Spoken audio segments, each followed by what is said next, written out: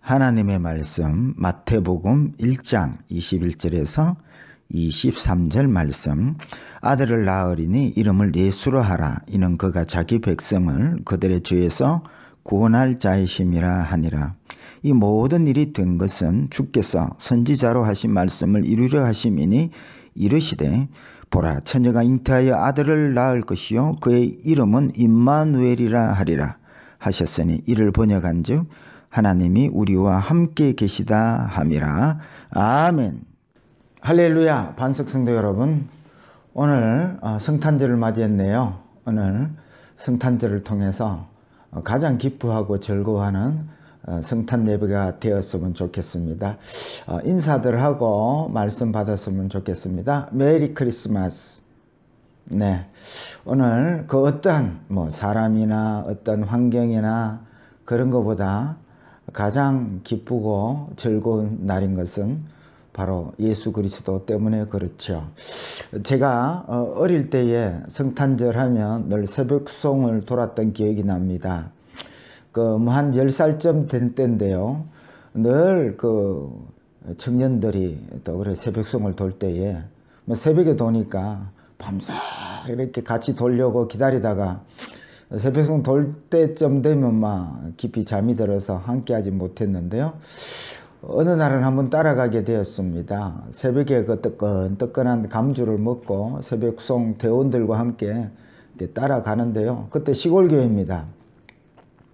그 시골교회에서 이렇게 새벽송을 도니 끙끙한 길을 걷고 또 끙끙한 논밭을 가로질러서 그렇게 새벽송을 돌았던 기억이 납니다. 그런데 왜 이렇게 즐거운지요?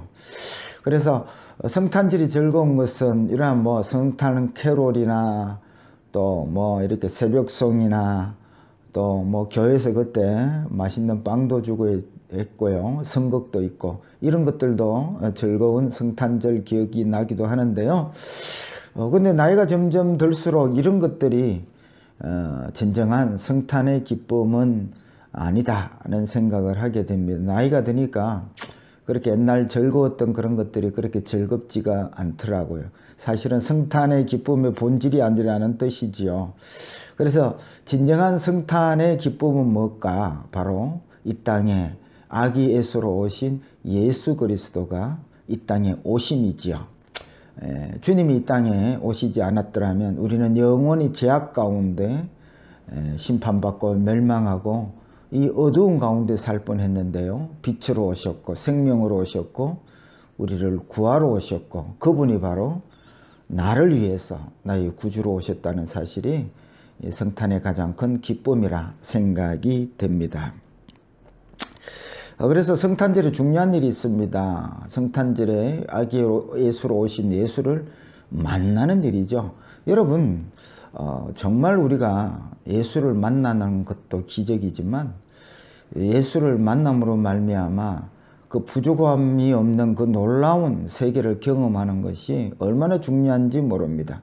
그래서 저와 여러분들이 인생 살다 보면 성공하는 것도 중요하고 1등하는 것도 중요하고 이렇게 사람의 이름을 남기는 것도 중요한데 진정 중요한 것은 바로 예수 그리스도를 만나는 일만큼 중요한 일은 없다는 말씀이지요. 그래서 이 주님을 이번 성탄절에 꼭 만나는 성탄절이 되었으면 좋겠습니다. 그러면 이 성탄절에 주님을 어떻게 만날까요? 제목을 잡았습니다. 성탄절에 주님 만나기라는 제목으로 함께 은혜를 나누려고 합니다. 첫 번째, 낮은 곳에 주님 만나기입니다. 누가복음 2장 7절에 보니까 첫 아들을 낳아 강보에 싸서 구유에 뉘었으니 이는 여관에 있을 곳이 없음일러라. 그럼 주님이 탄생한 곳이 말구유였습니다. 말구유에 났다는 것은 말의 여물통에 그렇게 뉘었다는 것이지요. 주님이 왕궁이나 높은 고관의 대작집에 이런 높은 곳에 탄생했었다면 어떻게 우리가 주님을 만났겠습니까? 들에 양을 치던 목자들이 어떻게 아기 예수를 경배할 수 있었겠습니까? 여러분, 성경 말씀은 한 구절 한 구절 의미 없는 말씀도 없고요. 주님이 그 공생의 기간 동안 한 걸음 한 걸음 발을 디딜 때마다 의미 없는 걸음은 없었습니다. 말구유에 오셨다는 의미는 두 가지 의미가 있습니다. 첫째는 낮은 곳에 임하셨다는 것이고, 둘째는 그래서 누구든지 경배할 수 있도록 오셨다는 말씀이지요.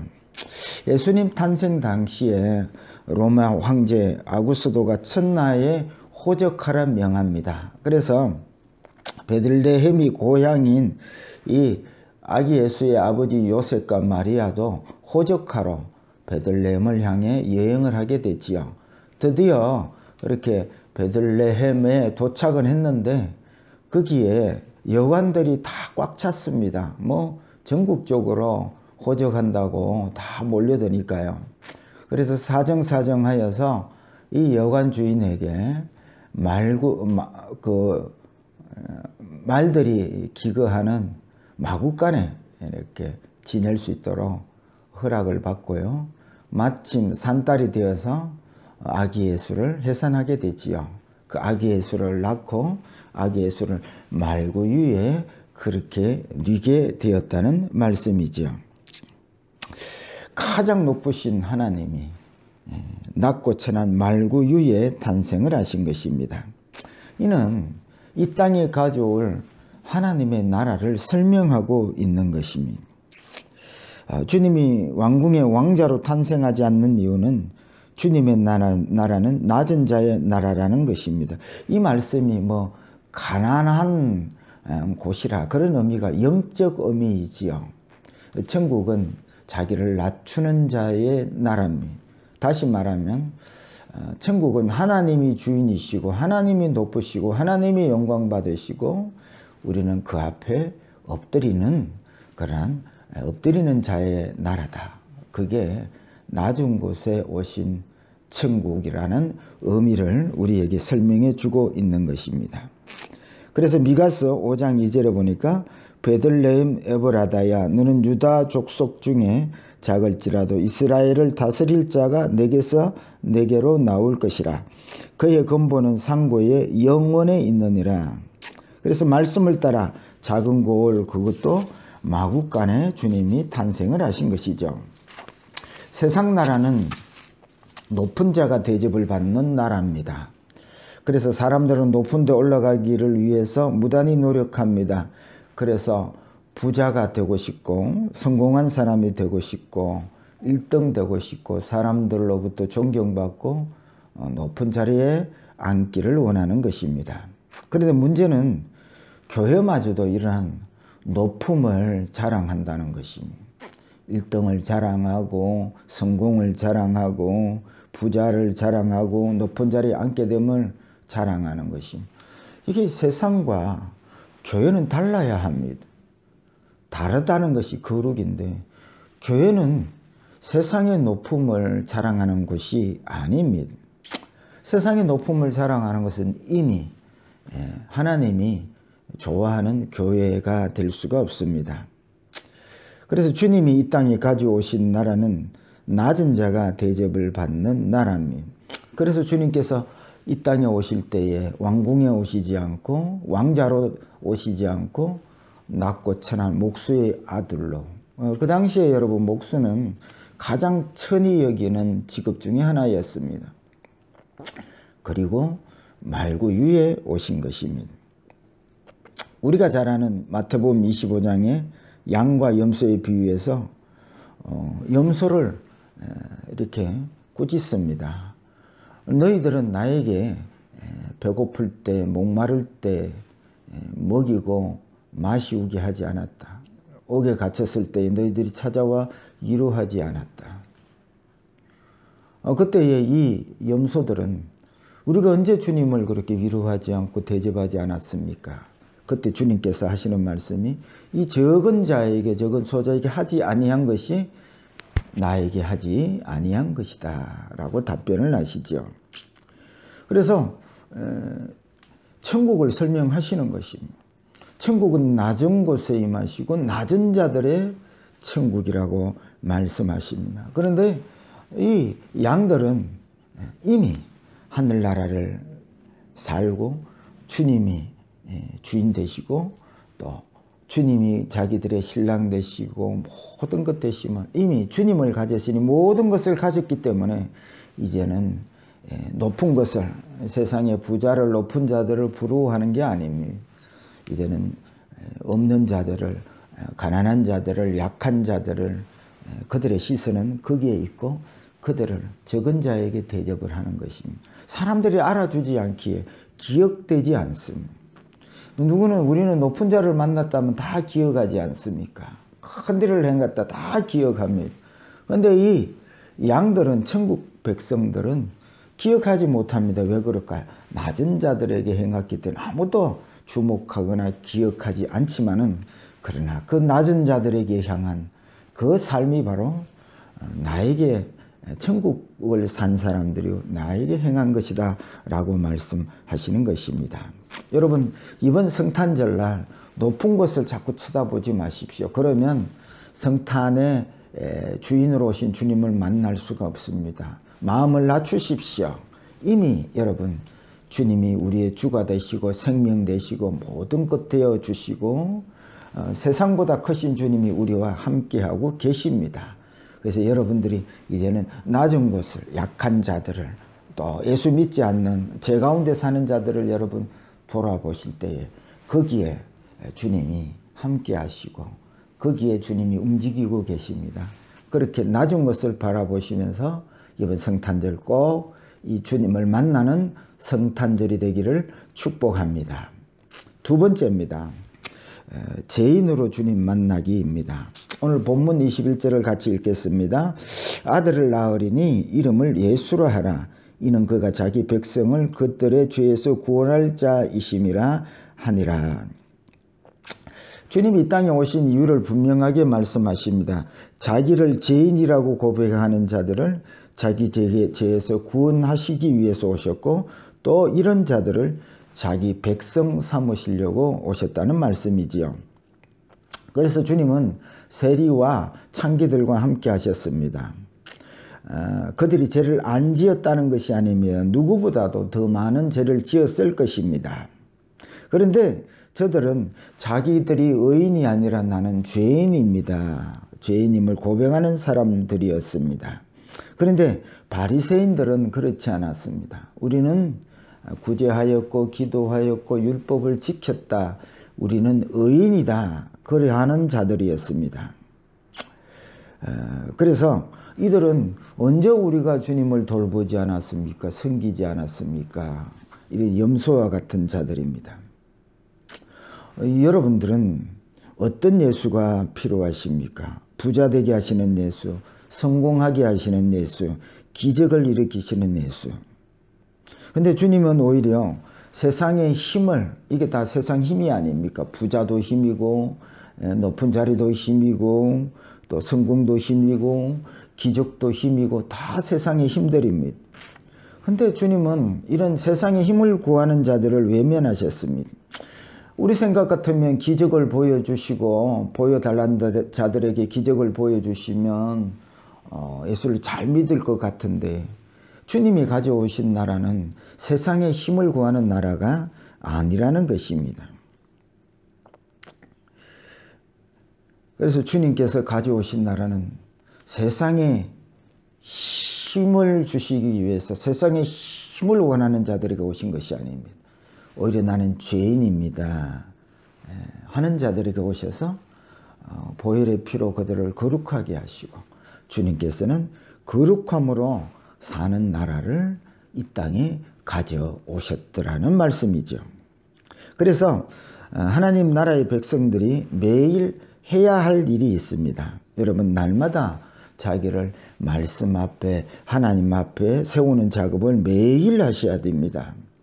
이렇게 매일 자기를 말씀 앞에 하나님 앞에 세운 작업을 한 사람을 성경이 소개하고 있습니다. 그 사람이 바로 사도 바울입니다. 그가 고린도전서 15장 31절에 형제들아 내가 그리스도 예수 우리 주 안에서 가진 바 너희에 대한 나의 자랑을 두고 단언하노니 나는 날마다 죽노라.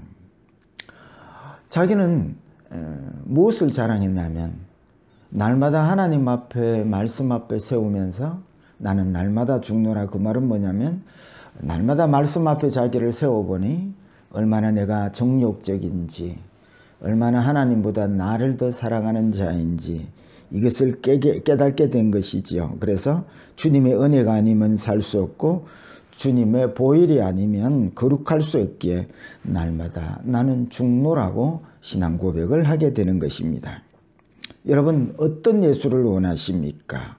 성공하게 기적을 일으키죠. 이런 예수도 필요할지 모르지만 정작 중요한 예수는 십자가를 지신 예수가 우리에게 정말 필요하다는 말씀인 것입니다. 십자가는 여러분 가장 낮은 곳입니다. 뭐 가난하고 멸시받고 천대받고 이것도 낮은 곳이지만 더 낮은 곳이 있습니다. 가장 낮은 곳은 바로 십자가가 가장 낮은 곳입니다. 그래서 이 말씀은 가장 낮은 곳에 처해야 할 사람이 바로 나라는 것을 알아야 합니다. 그곳이 바로 죄인의 자리인 것입니다. 그래서 우리가 매일 가장 낮은 곳 십자가 앞에 엎드릴 때에 우리는 거기에서 주님을 만날 수가 있다는 말씀이죠. 그래서 마태복음 28장 18절 19절을 보면 예수께서 나와 말씀하여 이르시되 하늘과 땅의 모든 권세를 내게 주셨으니 그러므로 너희는 가서 모든 민족을 제자로 삼아 할 때 이 권세가 뭡니까? 우리가 잘못 해석하면 막 힘, 돈, 세상의 높은 자리, 병을 고치는 이런 권세를 생각하기 쉬운데 아닙니다, 여러분. 이 권세는 바로 십자가의 권세, 거룩하게 하는 권세를 말합니다. 그래서 제자들을 전도 보낼 때에 두버릇도 없이 또요, 전대도 없이 왜 이렇게 거짓골로 보냅니까? 너희들이 가라. 하늘나라의 권세를 가지고 거룩의 권세를 가지고 십자가의 권세를 가지고 가라. 내가 임하는 나라는 바로 거룩한 권세를 가진 나라다.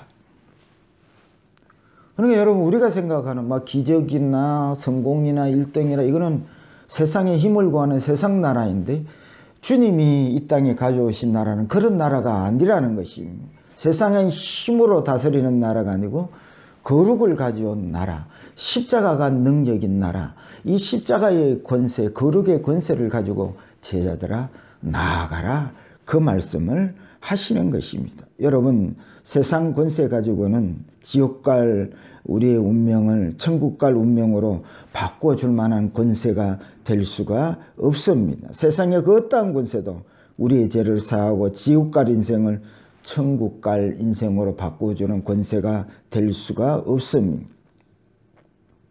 그래서 이 십자가의 권세를 가지고 거룩의 권세를 가지고 가서 제자 삼으라는 것입니다.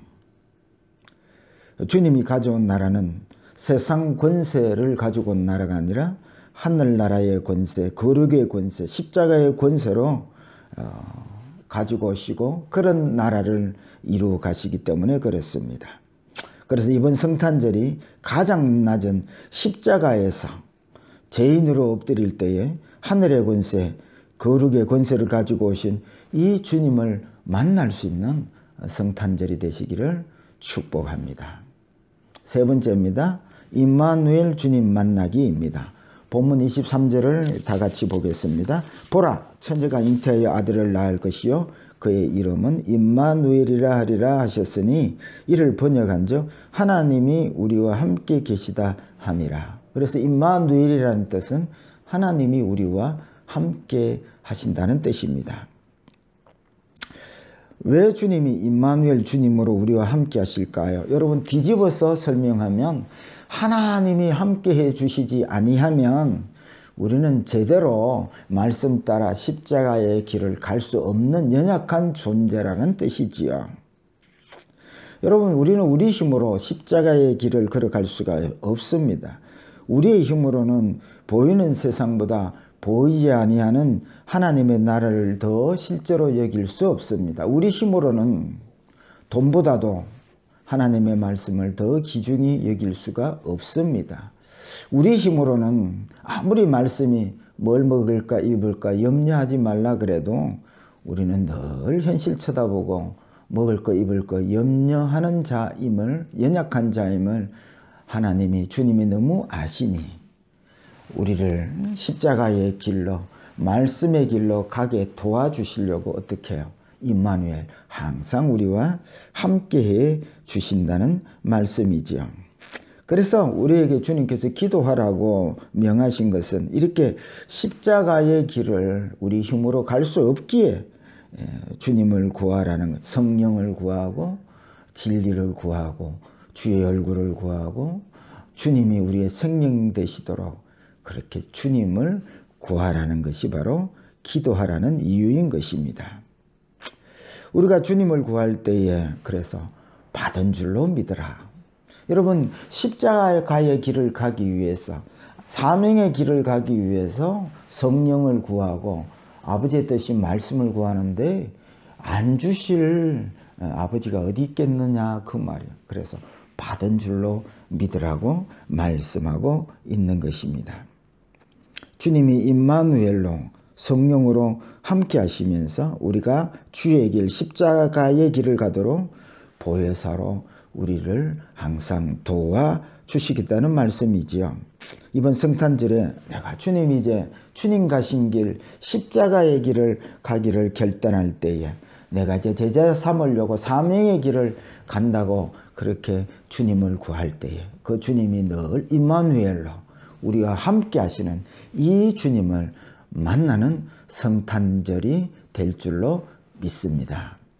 말씀을 맺고자 합니다. 이번 성탄에 낮은 곳에서 십자가 앞에서, 십자가의 사명 앞에서 주님을 만나는, 그래서 그 주님을 만남으로 가장 기쁘고 즐거운 성탄절이 되시기를 주의 이름으로 축복합니다.